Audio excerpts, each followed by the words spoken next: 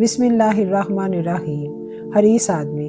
شہر بخارا کے امیر صدر جہاں کی سخاوت بڑی مشہور تھی، کوئی سائل اس کے در دولت سے خالی نہیں جاتا تھا۔ صبح شام دریائے فیاض و سخاوت رواں رہتی تھی، ضرورت مندوں اور سائلوں پر اس کی عطا کمی برستا رہتا تھا۔ صدر جہاں کی سخاوت کا انداز بھی نرالا تھا۔ اس نے سب حاجت مندوں کی ضرورت پوری کرنے کے لیے دن مقرر کر رکھے تھے۔ کوئی شخص اپنی باری کے بغیر خیرات وصول نہیں کر سکتا تھا۔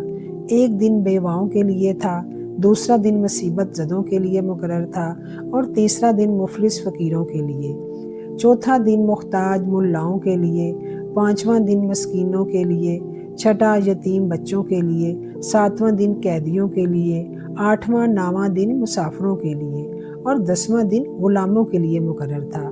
اس کی شرط یہ تھی کہ کوئی ضرورت مند زبان حال سے سوال نہ کرے گا۔ ضرورت مند محتاج اپنی باری کے دن صدر جہاں کی گزرگاہ کے دونوں جانب قطاریں باندھے کھڑے ہو جاتے تھے اور وہ انہیں اشرفیاں دیتا ہوا آگے نکل جاتا تھا۔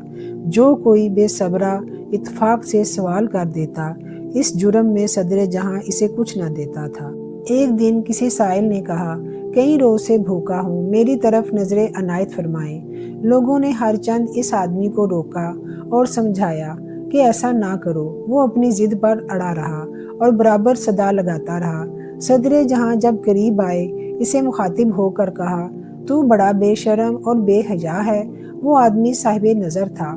اس نے صدر جہاں کو کہا، اس جہاں میں تو بھی تو خوب موج اڑا رہا ہے اور اگلے جہاں کی نعمتیں بھی حاصل کرنا چاہتا ہے۔ یہ جواب سن کر صدر جہاں بہت متاثر ہوئے، آگے اشرفیاں تقسیم کرنا روک دی، غلاموں کو حکم دیا، جس قدر مال و دولت یہ آدمی طلب کرے اسے دے دو۔ اسی طرح ایک دن ملاؤں کی باری تھی۔ اس دن ایک ملا اپنی باری کا انتظار کیے بغیر جذبہ حرص سے مجبور ہو کر چلا اٹھا، صدر جہاں، میں نہایت غریب اور مفلس ہوں، مجھے جلدی اپنے دامن رحمت سے سراب کیجیے۔ صدر جہاں نے خلاف ورزی کرنے پر اسے کچھ نہ دیا، ہر چند کہ وہ مولا خوب رویا، گر گڑایا اور اپنی مفلسی اور محتاجی کی عبرت خیز کہانیاں سنائیں، لیکن صدر جہاں کے دل پر کوئی اثر نہ ہوا۔ باقی سب ملاؤں کو نوازا گیا مگر اسے ایک کوڑی بھی نہ ملی۔ دوسرے دن وہی ملا اپنے دونوں پیروں پر پٹیاں لپیٹ کر معذوروں کی صف میں جا بیٹھا تاکہ دیکھنے والے ترس کھائیں کہ بیچارہ معذور ہے، اس کے دونوں پاؤں ٹوٹے ہوئے ہیں۔ صدر جہاں جب مال تقسیم کرنے آئے تو ملا کو پہچان لیا، سب معذوروں کو کچھ نہ کچھ دیا، اسے کچھ دیے بغیر آگے بڑھ گئے۔ تیسرے دن ملا نے اپنا چہرے پر کالا کپڑا لپیٹا اور اندھا بن کر اندھوں کی قطار میں لگ گیا۔ صدر جہاں نے اسے وہاں بھی پہچان لیا، اسے کچھ دیے بغیر آگے چلے گئے۔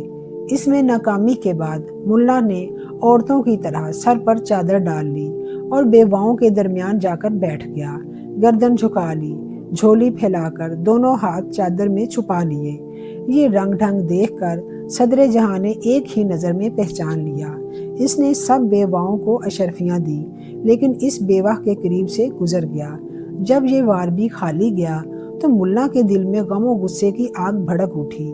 اگلے روز منہ اندھیرے ایک کفن چور کے پاس پہنچا اور اسے کہنے لگا، مجھے کفن میں لپیٹ کر سرے راہ جنازہ بنا کر رکھ دو، کوئی بھی پوچھے جواب نہ دینا، خاموشی کے ساتھ میرے جنازے کے قریب بیٹھے رہنا۔ صدر جہان ادھر سے گزریں گے تو لاوارث جان کی تدفین کے لیے اشرفیاں ضرور دیں گے، اس میں سے نصف تمہارا ہوگا۔ کفن چور یہ تجویز سن کر راضی ہو گیا۔ ملا کا جنازہ تیار کر کے سرے راہ رکھ دیا گیا۔ تھوڑی دیر بعد صدر جہاں کی سواری آئی، دیکھا کہ ایک لاش کفن میں لپیٹی ہوئی پڑی ہے اور قریب ہی ایک شخص غمگین صورت بنائے بیٹھا ہے۔ صدر جہاں نے اشرفیوں کی ایک تھیلی اس میت پر پھینک دی۔ ملا نے فوراً کفن سے ہاتھ باہر نکالا اور اشرفیوں کی تھیلی اپنے قبضے میں لے لی۔ یہ تماشا دیکھ کر صدر جہاں رک گئے۔ اسی وقت ملا نے کفن سے منہ باہر نکالا اور صدر جہاں سے مخاطب ہو کر کہنے لگا، اے جود و سخا کا دروازہ بند کرنے والے، دیکھا آخر ہم نے تجھ سے لے کر ہی چھوڑا۔ صدر جہاں نے جواب دیا، ارے احمق، جب تک تو مرا نہیں ہماری سرکار سے کوئی فائدہ حاصل نہ کر سکا۔ درس حیات، اللہ تعالیٰ نے دعا مانگنے کے اصول و ضوابط مقرر فرمائے ہوئے ہیں۔ ان سے روح گردانی کرنے والا بے مراد رہتا ہے۔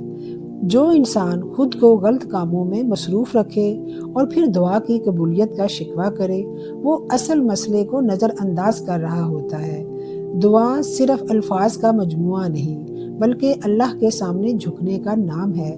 جب دل گناہ پر شرمندہ ہو، حق تلفی سے بچے اور حلال راستہ اختیار کرے، تب دعا میں اثر پیدا ہوتا ہے۔ اسی طرح اللہ سے مانگنے سے پہلے اپنے اعمال کا جائزہ لینا ضروری ہے، کیونکہ بدلاؤ کے بغیر دعا محض خواہش بن کر رہ جاتی ہے۔ بے شک